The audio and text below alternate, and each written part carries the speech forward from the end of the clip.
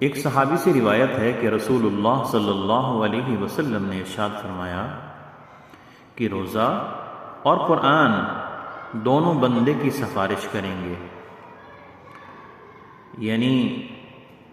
اس بندے کی جو دن میں روزہ رکھے گا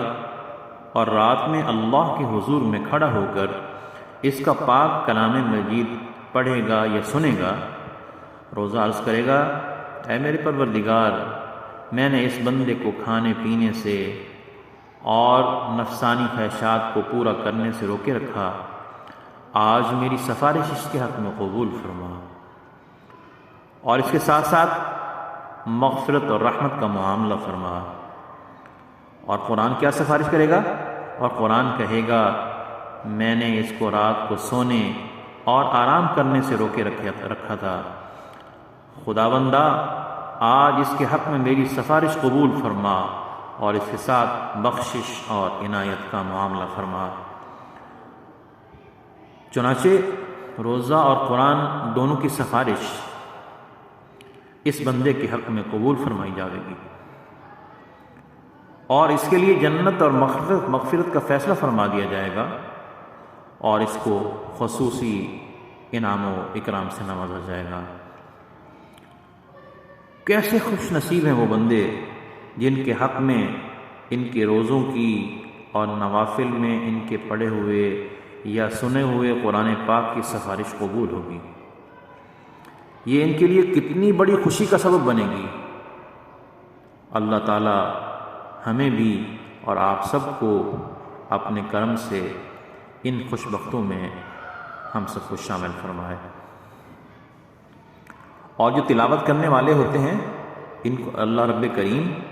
بہت زیادہ نوازتے ہیں، جو قرآن کریم کی تلاوت کرتے ہیں، ہر وقت اس میں مشغول رہتے ہیں۔ ایک حدیث میں ہے کہ رسول اللہ صلی اللہ علیہ وسلم نے ارشاد فرمایا کہ اللہ تبارک و تعالی کا ارشاد ہے کہ جس شخص کو قرآن نے مشغول رکھا میرے ذکر سے اور مجھ سے سوال اور دعا کرنے سے، میں اس کو افضل عطا کروں گا جو سائلوں اور دعا کرنے والوں کو عطا کرتا ہوں، اور دوسرے کلاموں کے مقابلے میں رب کے کلام کو وہی عظمت اور فضیلت حاصل ہے جیسے اپنی مخلوق کے مقابلے میں اللہ کو۔ مطلب کیا ہوا؟ یہ تو حدیث کا میں نے خلاصہ آپ کو ترجمہ بیان کیا، اور اس کا مفہوم کیا ہے؟ اللہ تعالیٰ جس بندے کو قرآن کریم کے ساتھ شغف عطا فرما دیں